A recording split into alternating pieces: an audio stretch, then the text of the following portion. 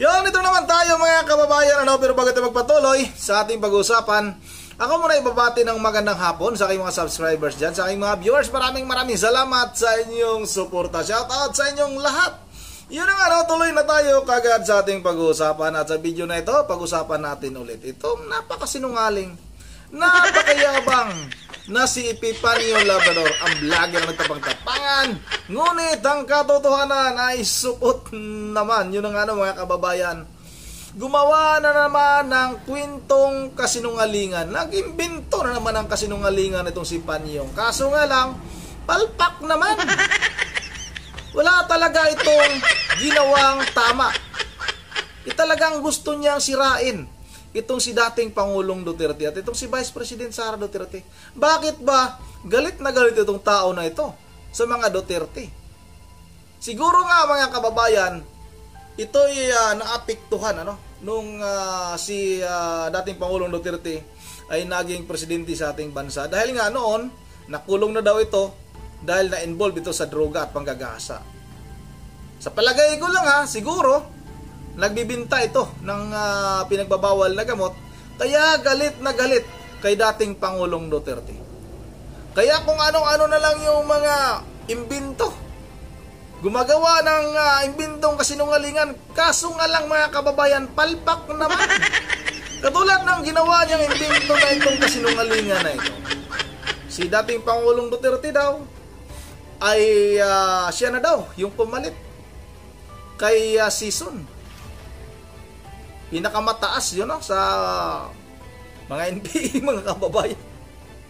At itong si Vice President Sara Duterte ay isa nga rin daw komunista.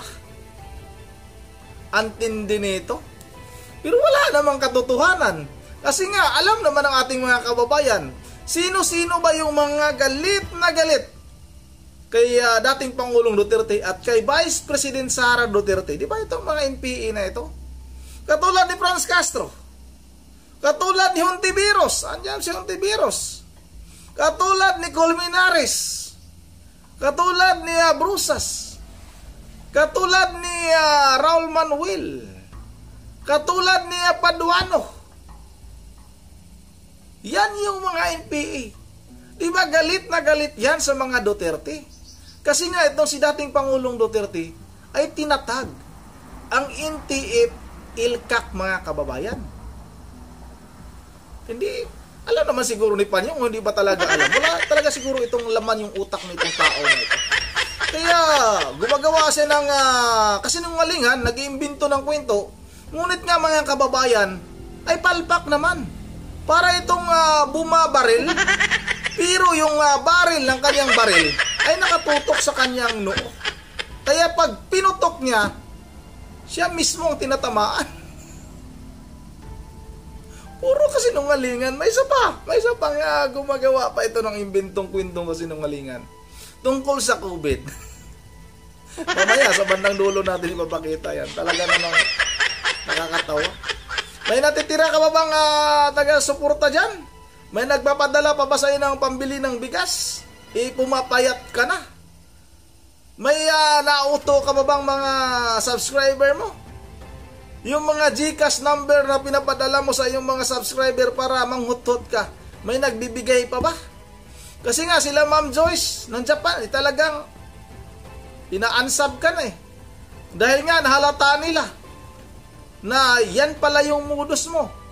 Tandaan natin mga kababayan ulitin ko lang marami na siguro nakakaalam na itong si Epifanio Labrador, ano ba talaga ang totoong pangalan nito? Richard Palacio, Jimuel Hobro, ay magnanakaw ito. Tinakas yung kita ng STL ayon kay Bubong Tanasan. Nakasama niya sa kulungan. Ayun, baka talagang may katunayan yun dahil kilala itong si Epifanio Labrador. Nakasama niya sa kulungan. Yun ang mga kababayan, wag na natin itong patagalin. Ito, sabay-sabay na natin itong panoorin. Dahil pag-uusapan po natin, ito po mga nagiging reaksyon po ni Sara Bulate. Na kung saan, dito po mga minamahal ko mga dati pinag-uusapan lang natin dito, tinahayag lang natin dito, na itong magkamang ito ay talagang mga NPA. Ayun na. mga komunista. Alam nyo, dito sa ating bansa, pag sinabing komunista, kontra po yan sa gobyerno. Kalaban po yan ng gobyerno.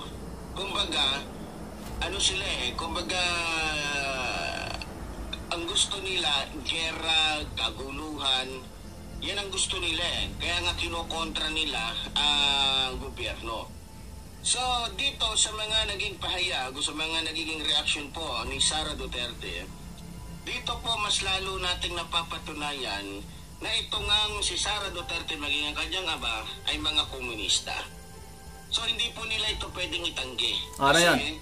Tulad po ng sinabi ko, simula po na namatay si Joma Sison, ang pumalit po ngayon kay Joma Sison na kanyang kahalili ay si Rodrigo Roa Duterte na siya na ngayong pinaka-supremo sa buong bansa ng nasabing grupo o ng grupo ng NPA, ng New People's Army.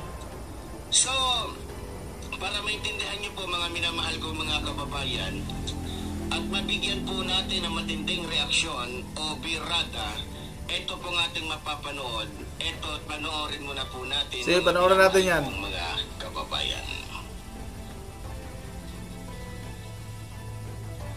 Sinala ng palasyo si Vice President Sara Duterte sa pangihikayat daw nito sa publiko na maglabas ng hinanakit sa administrasyon.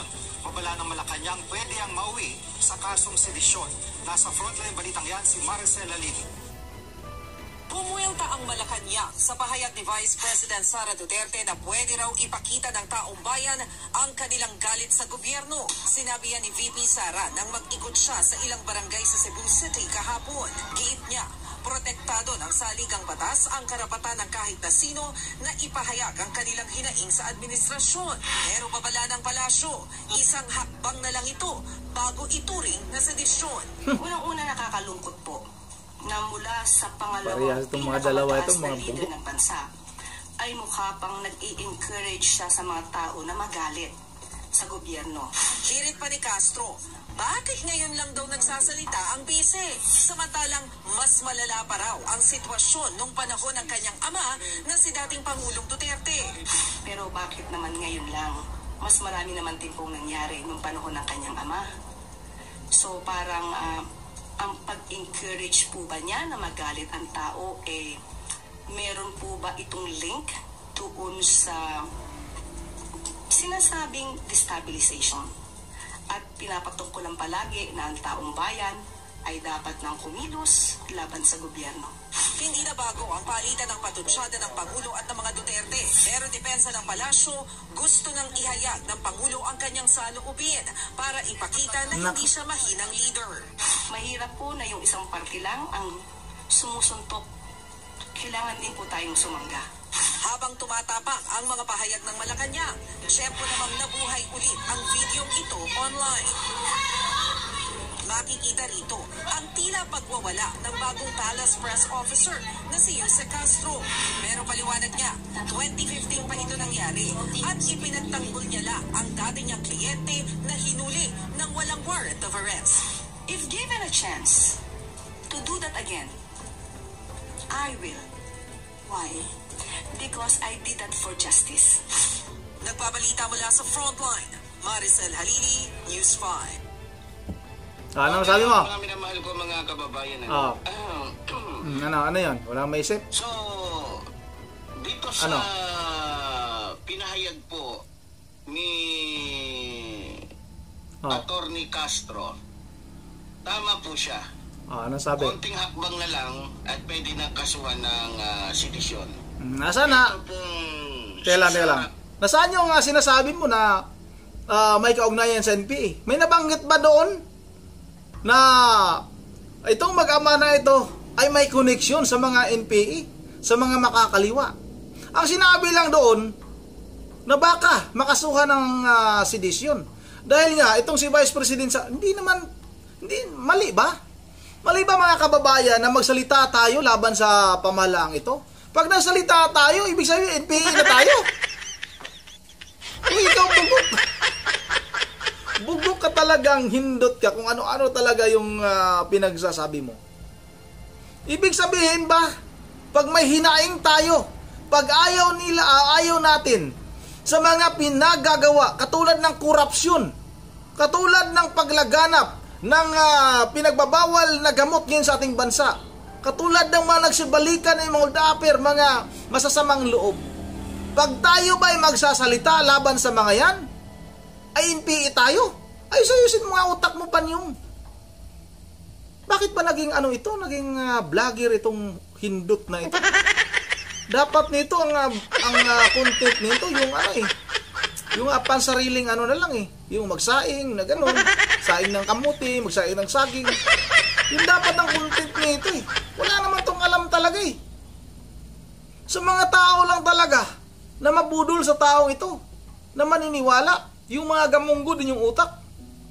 Ito pa mga kababayan, ipagpatuloy natin ito. Bulate. Klarong-klaro naman po mga minamahal kong mga kababayan kung ano ang gusto ni Sara Duterte. Ang hikayatin ng taong bayan na magalit sa gobyerno na wala namang dahilan. No? Alam niyo mga minamahal kong mga kababayan, kung gagamitin ng taong bayan ang galit nila, mukhang hindi po bagay sa administrasyon Naku po. Dahil kung ikukumpara po natin mga minamahal kong mga kababayan, yung sitwasyon natin ngayon at noon, mas dapat sigurong magalit ang taong bayan. Bakit? Dahil unang-una, yung COVID na pumasok sa ating bansa ay kagagawan po yun ni Michael Yang. Kasabwat ang administrasyong Duterte. No? Para maubos ang mga Pilipino. Sinadyang gawin yun. Ikinalat sa hangin. Naku po! Ibinintang lang doon sa paniki, ibinintang lang doon sa daga, ibinintang lang sa kung ano-anong mga hayop na kinakain mula doon sa China. Tira pala. No? So, yung ginawa nilang yun ay simpleng pagpatay, sikretong pagpatay sa mga Pilipino. Na kung saan, sa kanilang ginawang yun, tayong lahat ay nasakripisyo. Naghirap, nagdusa, nawalan ng trabaho, nawalan ng pag-asa, na kung saan sa kabila ng mga pagsubok ngayon, mayroon pa tayong isang kinakatakutan. Ano yan? Yung Peking War on Drugs ni Digongyo, na kung saan yung mga tauhan niya, mga kapulisan niya, ay pumapatay na lang ng kung sino-sino kapalit ng reward. Dahil may reward system nga. Dahil pag-uusapan po natin bakit hanggang ngayon buhay ka pa? Dati kang na-involved sa droga, pero ngayon, hanggang ngayon buhay ka pa rin. Andiyan ka pa, kaso nga lang, namamayat ka na. Malapit ka na rin siguro talaga. At yung sinasabi niya mga kababayan, yung COVID, ay ang nagpakalat daw nito, si Michael Yang, ikinalat sa hangin. Para daw maraming mga Pilipino ang mamatay. Sasakit yung tiyang ko nito sa kakatawa itong taong ito. Saan naman niya nakuha yung balita na yun? Saan naman ang galing yung imbento na yun mga kababayan? Si Michael Yang lumipad hanggang doon sa ibang bansa. Ang layo ng nilipad. Buong mundo nilipad ni Michael Yang para ipakalat ang COVID sa buong daigdig mga kababayan. Alam ba nitong si Panyong na ito, yung pinakamaraming bansa ang namatay o natamaan ng COVID? Alam ba nito? Ito, ipakita natin. Anong bansa ba yung nasa sana ba yun napakarami ang naapektuhan sa COVID? At para naman itong si Panyong ay lalong mapapahiya. Wala talaga itong alam. Ito mga kababayan ito ang bansa sa Asia Asia countries with most number of COVID-19 cases. Ayan ito yung number 1 na pinakamarami ang namatay ay ang bansang Turkey. Doon ibig sabihin si Michael Yang doon pumunta ng Turkey mga kababayan. Tapos pinakalat yung COVID sa hangin. Tapos yung sunod ay ang India. Asan yung Pilipinas? India yung pangalawa. Tapos yung pangatlo, yung Iran. Pangatlo yung Iran. Tapos yung pang-apat yung China. Kung saan daw doon ang galing itong COVID. Pang-apat lang China. Tapos pang-lima ay Saudi Arabia. Tapos pang-anim ay Pakistan. Tapos ang pang-walo ay Bangladesh. Bangladesh. Alam na this. Tapos Singapore yung pang-siyam. Tapos yung pang-sampu, UAE. Asan yung Pilipinas? Ibig sabihin, dapat sana yung Pilipinas ang naging number 1. Dahil si Michael Yang nasa Pilipinas. Tapos ito pa mga kababayan, ang pinakamarami, napakadaming namatay sa COVID. Umabot ng, hindi pa natin talaga kung ilan ba talaga yung total, no? Kasi sa balita na ito, 4 years ago ay umabot na ng 100,000 ang namatay sa COVID-19 sa Brazil. Higit 100,000. Ibig sabihin, nakarating ng Brazil si Michael Yang. Ang tindi ng tao na ito. Kung gagawa ka ba ng kwento, yung mga katang-isip mong kasinungalingan na wala naman talagang kabuluhan, kabugukan naman talaga yan, kahindutan lang, mag-isip ka naman na may mga tao na nanonood sa'yo na mas may alam pa sa'yo. Okay lang sana kung yung mga subscriber mo lang ang nandyan na maniniwala sa'yo. Dahil mga gamunggo din yung utak. Pero pagkatulad namin, wag kami, panyong. Sila na lang ang lukuhin mo. Yun ang mga kababayan na lang, dito lang muna At bago tayo magtatapos ay mag-shoutout lang muna tayo May nagpa-shoutout natin sa atin dito kasi nga birthday pala ng anak ni Ma'am Bergie Verhel de Dios. Sana ba inunahin ko Sana ba yung komento ni Ma'am Bergie? Basahin ko lang yung unahin ko lang yung komento ni Ma'am Bergie dito, hanapin ko. Ma'am Bergie Verhel de Dios sa Pulilan, Bulacan. From Bulilan, Bulacan, Ronit TV, News TV, ingat lagi. At more bless, pwede pakibati yung daughter ming si Dimples na magbe-birthday sa March 8. Dimples na magbe-birthday sa March 8 at nasa Sheraton Hotel Dubai nag-work things Maraming salamat sa iyo Ma'am Bergie at advance ano ba pizza tayo ngayon? Size City. Advance happy birthday kay Ma'am Dimple na anak ni Ma'am Bergie Verhel de Dios ng Pulilan, Bulacan. Ulit, happy birthday kay Ma'am Dimples na nasa saan ba ito? Nag-work sa Dubai, sa Sheraton Hotel Dubai. Maraming salamat sa iyo Ma'am Bergie at ingat kayo. God bless. 72 years old na si Ma'am Bergie. Maraming salamat sa iyo Ma'am Bergie. Shout out na rin kay William sino ba ito? Tuliti. At shout out na rin kay Rich Puntulya. Shout out na rin kay William Tuliti. At shout out kay Rich Puntalya. Shout out kay sino ba ito? Si Sayas Garcia. Shout out kay Crisanto Guevara. Shout out kay Saldi Ramirez Idol. Shout out Shout out kay Mark Tanyika. Shout out kay Juanito Lintihis. Shout out kay Silis Clarabal at kay Joselito Adila Paz. Shout out na rin kay Minandro Tasal. Oy, shout out idol. Salamat idol. Dapat lang may katapat yang si Pipanyo. Pa-shoutout. Maraming salamat sa iyo Minandro Tasal. Shoutout na rin kay Virgilio excuse me. Shoutout na kay Virgilio Kahala.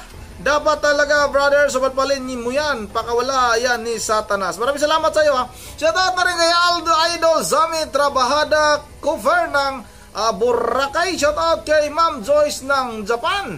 Shoutout kay Tupats Zincero. Shoutout na rin kay sino ba to? Jimar Badelia.